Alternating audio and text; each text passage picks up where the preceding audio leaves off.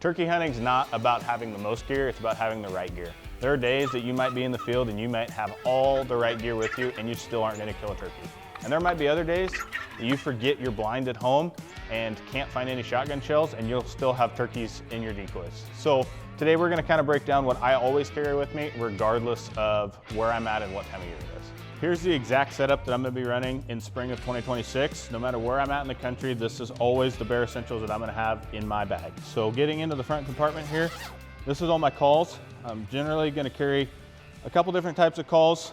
I usually have a friction type call with multiple strikers. When I was in Wisconsin last year, I ended up losing one of my strikers and didn't have any. So this spring, I actually have 3. So I've got some extras there.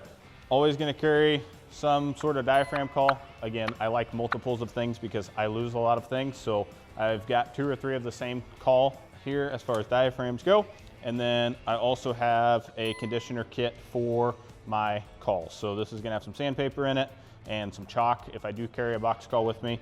But the sandpaper is gonna be for resurfacing that slate call. Moving into the main compartment of the bag, I'm always gonna have 2 things. I'm gonna have extra thermocell wicks for my thermocell because in Wisconsin when I'm hunting later into May, the mosquitoes are just terrible and it can ruin your hunt real fast if you are constantly swatting at mosquitoes and they're driving you insane, and actually have had multiple occasions where wasn't able to focus on the hunt because the mosquitoes were so bad. So now I always carry a thermocell.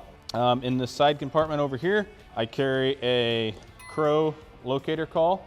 Sometimes later in the season, those birds are not as likely to vocalize on their own, so having a crow call or something that you can get a shot gobble out of them can definitely help you out. This is kind of a cool thing. So this is a turkey tote that I made back when I was in middle school, so this would have been 2011. I wrote on that, but this is just a tool that I made for carrying turkeys out of the woods.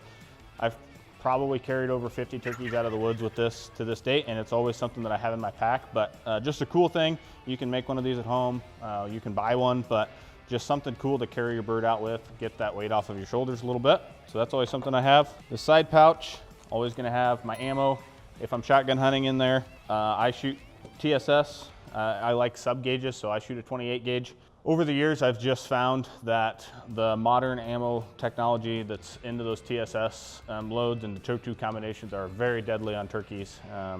I've been hunting with a sub gauge for the last 5 or 6 seasons and have harvested multiple turkeys at 40 plus yards with that with no issues. And the guns are lighter, there's less recoil, they're just more enjoyable to shoot. So that's why I carry the sub gauge. I also have this in my pouch, so when I'm archery hunting for turkeys, this is just a broadhead case, so I've got some extra broadheads in there, some guillotines if I'm going to try and shoot one in the head, or some extra broadheads if I'm going to shoot them in the body.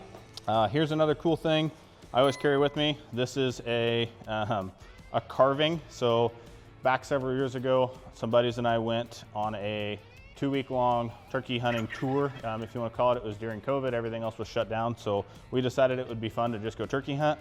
And every day that we sat in the blind, we just worked on our little wooden carving. I think it's supposed to be a dolphin if I remember right. Haven't worked on it since then, but it's just a cool memento of a reminder of past trips and experiences shared with friends.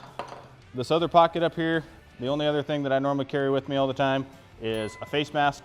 That's gonna cover my face up, keep me hidden from those turkeys, and give me more opportunity for success. So that's pretty much the pack dump of the essentials that I always carry with me to the turkey woods. The pack that I choose to run is the turkey tool belt from Sitka. Over the years, I've had numerous turkey vests and other methods of carrying it, but for me, this is what I found to be the most efficient. I can fit everything that I need inside of this small pack. And that gives me more room for a bino harness, or if I'm carrying a blind or carrying decoys, it frees up my shoulders a lot from that movement and not having a bunch of weight and a bunch of stuff with me.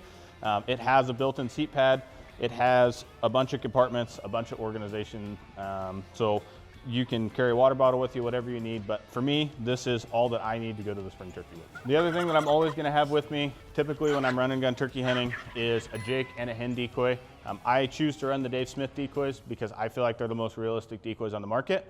The Jake and the hen combination for me has been the most consistently effective setup that I have found over the years. There's times a year that I'll run more decoys than this, but this is kind of my bare essentials. I'm always gonna have some form of jake and hen decoy with me, typically setting them up in a fashion that makes a tom jealous of a jake stealing one of his hens. So that setup has proven very effective for me across numerous states, numerous different subspecies, and everything from early season to late season. Now with decoy setups, there are a ton of variables and a ton of different scenarios across the country that you might find where you're turkey hunting, and we're gonna have another video that breaks all of that down for you, tips and tactics with decoys specifically, where to put them, how many to use, and what time of year you'll wanna do that in. So make sure and check the SCHEELS Outdoors channel and check that video out.